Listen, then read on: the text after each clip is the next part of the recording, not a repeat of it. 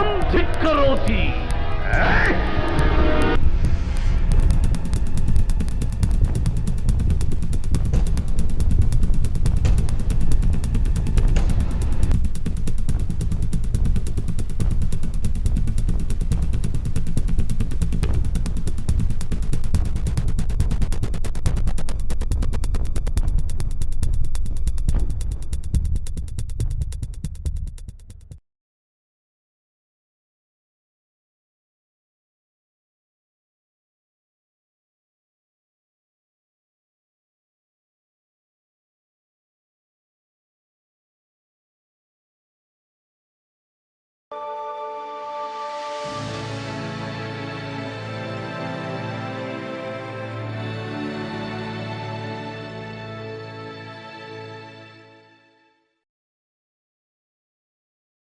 ഇന്ന് ജോലിക്ക് ജോയിൻ ചെയ്യാൻ പോവല്ലേ, ക്ഷേത്രത്തിൽ ഒന്ന് പോയി തൊഴുതു.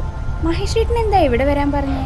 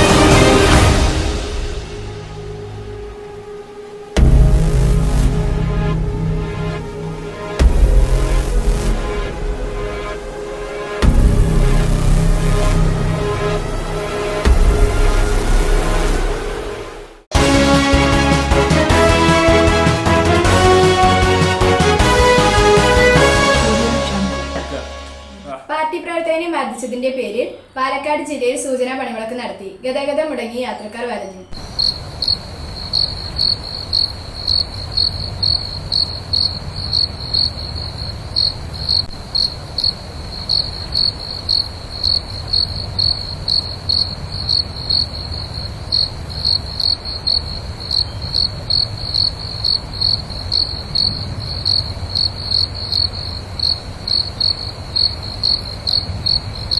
വഴി മുട്ടിയല്ലോ ഈശ്വര, ഇനി എപ്പോഴാ വീട്ടിലെത്തുക? ഇങ്ങനെ തൊട്ടതിനും പിടിച്ചതിനും സമരം നടത്തിയ യാത്രക്കാരെന്താ ചെയ്യാ?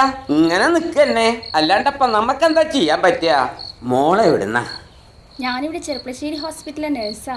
ആ, കുട്ടി നേഴ്സാണല്ലേ? എൻ്റെ മോളും നേഴ്സാ, ഒറ്റപ്പാലത്താ. അതെ, ഇനിയിപ്പോ ഇവിടുന്ന് ബസ്സൊന്നും ഉണ്ടാവില്ല അല്ലേ? ഇനി ബസ്സിന്റെ കാര്യമൊക്കെ കണക്കാ മോളെ, എങ്ങനെയെങ്കിലും വീട്ടിലെത്താൻ നോക്കട്ടെ.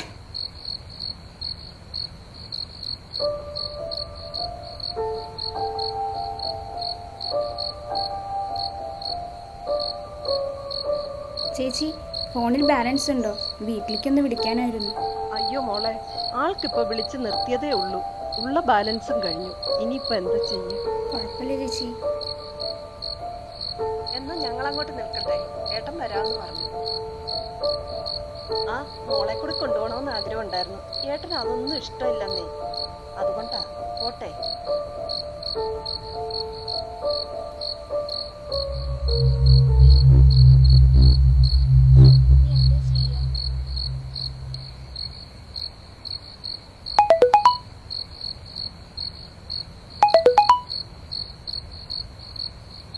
ഗുരുവായൂരപ്പ, ഇനി എന്താ ചെയ്യുക?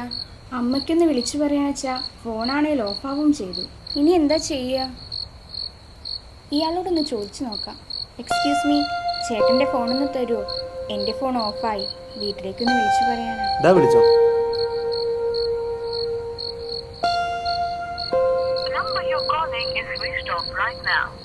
ആകെ കുഴഞ്ഞല്ലോ.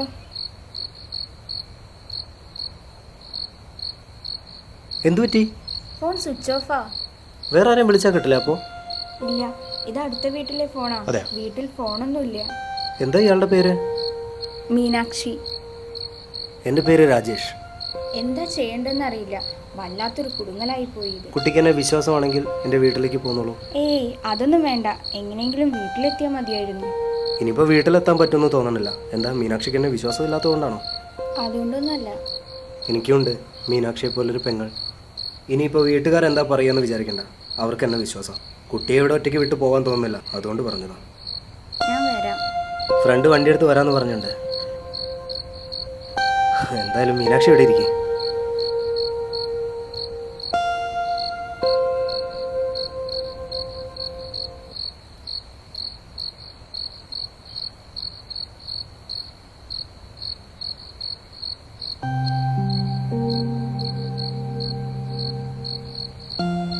കുട്ടിയുടെ വീട്ടിൽ ആരൊക്കെയുണ്ട്? എൻ്റെ വീട്ടിൽ അങ്ങനെ പറയാനായിട്ട് കുറേ പേരൊന്നുമില്ല. അമ്മ, അനിയനും ഞാനും മാത്രമേ ഉള്ളൂ. എൻ്റെ വീട്ടിലത്തെ കാര്യം പറയുകയാണെങ്കിൽ ഇന്ന് തീരില്ല, അത്രയ്ക്ക് ദാരിദ്ര്യത്തിലാണ്. പിന്നെ ഏട്ടൻ ചോദിച്ചുകൊണ്ട് മാത്രം ഞാൻ പറയാം.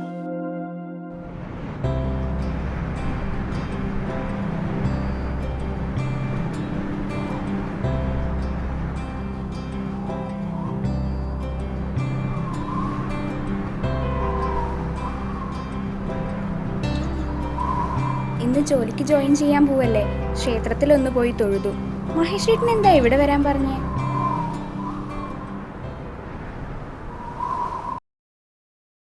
എന്താ മഹേഷ് ചേട്ടാ?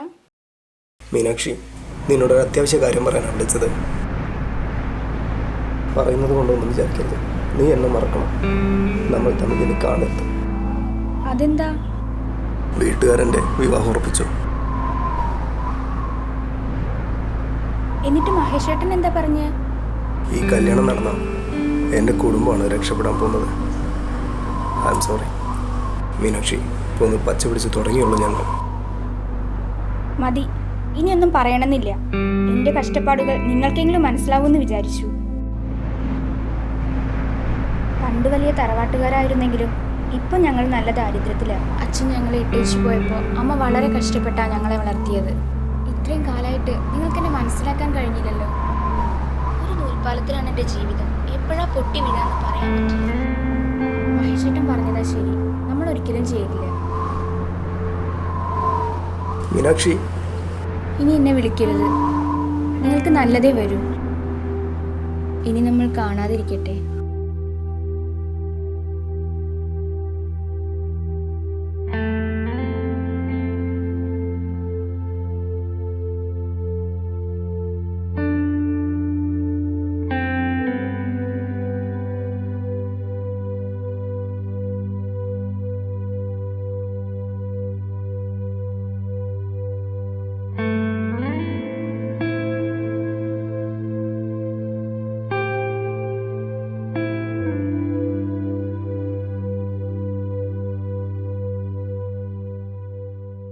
ശിവൻകുട്ടിയും മുറ്റത്ത് വന്നിട്ടുണ്ടെങ്കിൽ എനിക്ക് കിട്ടാനുള്ള പണം വാങ്ങിച്ചേ പോകും. മോൾ ഇന്ന് ജോലിക്ക് കയറാൻ പോണേ ഉള്ളൂ. അടുത്ത മാസം മുതൽ കുറേശ്ശെ വീട്ടിൽ കൊള്ളാം ശിവൻകുട്ടി. നിങ്ങൾ കുറച്ച് വീട്ടുമ്പോഴേക്ക് വർഷങ്ങൾ കഴിഞ്ഞു പോകും. തരാനുള്ളത് 10,000 റുപ്യല്ല.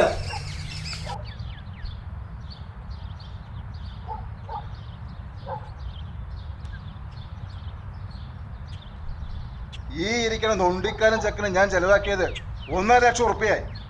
ശിവൻകുട്ടി ഒറ്റ തന്തയ്ക്ക് പറഞ്ഞവനാ. എനിക്ക് വാക്കൊന്നേ ഉള്ളൂ. എപ്പോഴാ എൻ്റെ പണം തരാ? നിങ്ങളുടെ പണം ഞാൻ തിരിച്ചു തരാം.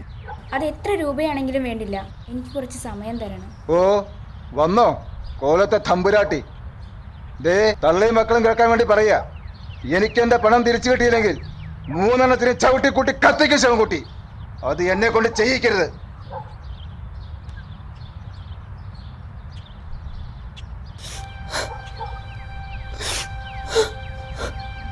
വേണ്ട മോനെ. സഹിക്കാൻ വയ്യ അമ്മ. ചേച്ചി അമ്മയും കൂടി എനിക്ക് വേണ്ടി ഇങ്ങനെ കഷ്ടപ്പെടുന്ന കാണാൻ എനിക്ക് വയ്യ. എന്നെ ഏതെങ്കിലും ഒരു അനാഥാലയത്തിലേക്ക് ആക്കിക്കോളൂ അമ്മ. ഞൊണ്ടിക്കാലിനല്ലേ, ഒരു പിടി ചോറെങ്കിലും കിട്ടാതിരിക്കില്ല. നീ എന്തൊക്കെയാ ശ്രീകുട്ടാ പറയണേ? നീ എൻ്റെ അനിയനാ. നിന്നെ നോക്കേണ്ട എല്ലാ ഉത്തരവാദിത്വം എനിക്കുണ്ട്. വെറുതെ ഇനി ഓരോന്ന് ആലോചിച്ച് വിഷമിക്കണ്ട. എനിക്ക് ജോലിക്ക് പോകാൻ സമയമായി. മോള് പൊയ്ക്കോ, സമയം കളയണ്ട.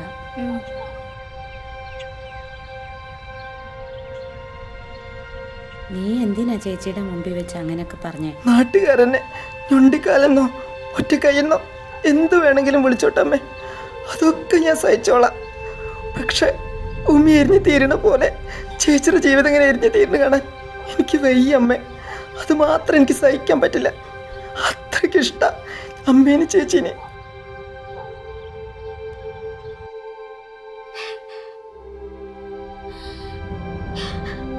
സ്കൂളിൽ പോയ കുട്ടികളുടെ ഓരോ കുത്തുവാക്ക്, ഇവിടെ വന്ന ഇങ്ങനെ ഓരോരുത്തരുടെ സംസാരം ഒക്കെ കൂടി ആയപ്പോൾ സഹിക്കാൻ പറ്റില്ല അമ്മേ. അതുകൊണ്ട് പറഞ്ഞു പോയതാ. എൻ്റെ പൊന്നു മോനെ.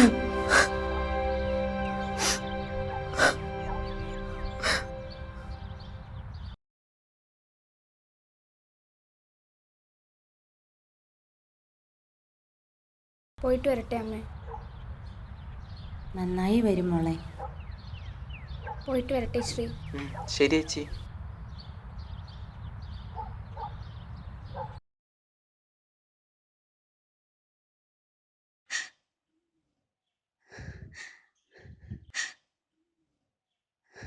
എല്ലാവർക്കും ഉണ്ട് കഷ്ടപ്പാടും ബുദ്ധിമുട്ടും.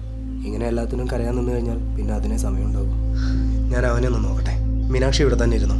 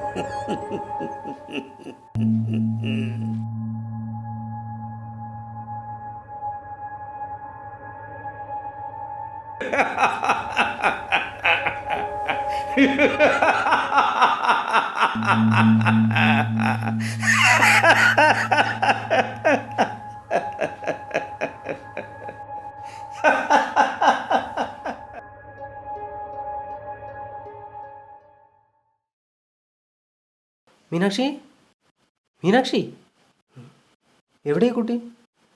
ഇവിടെ ഇരിക്കാൻ പറഞ്ഞാണല്ലോ. മീനാക്ഷി, മീ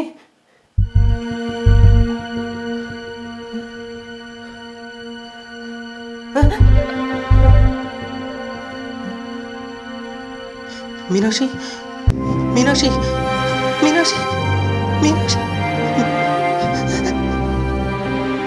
മീനാക്ഷി, മീനാക്ഷി, മീനാക്ഷി, മീനാക്ഷി, മീനാക്ഷി, മീനാക്ഷി.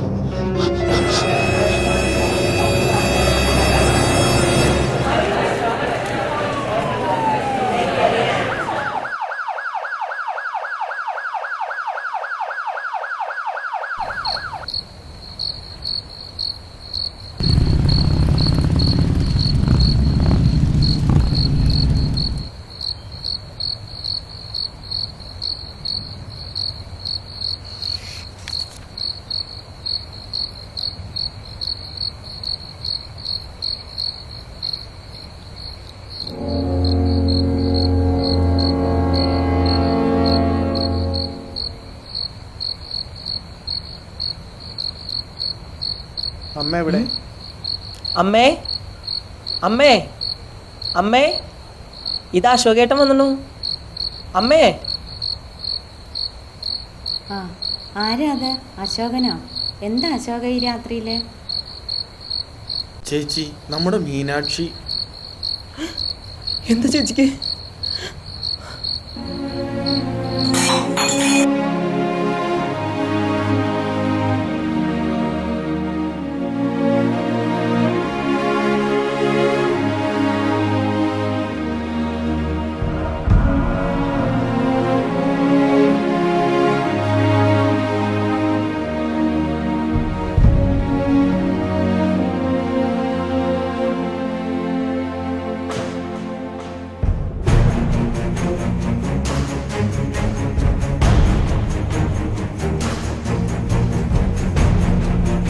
ചേച്ചി,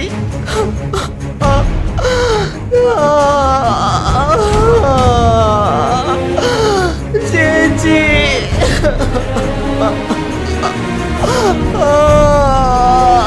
ചേച്ചി,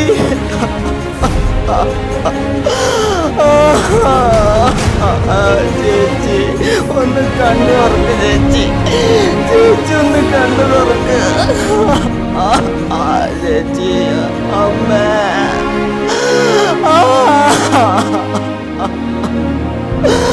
ചേച്ചി.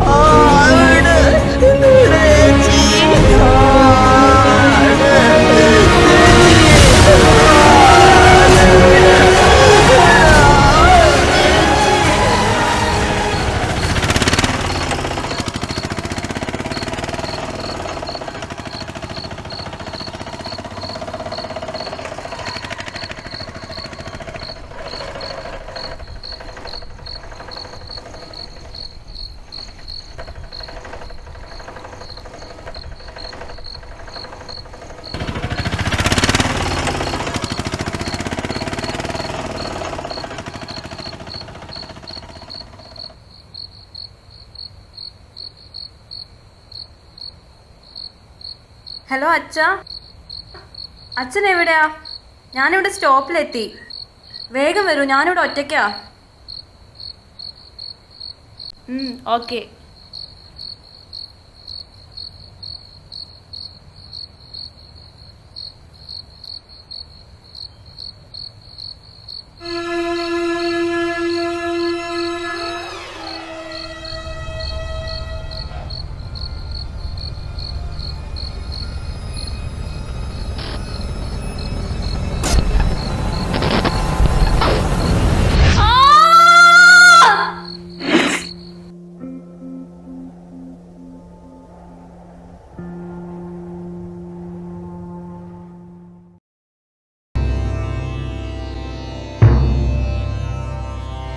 വന്ദേ മാതരം,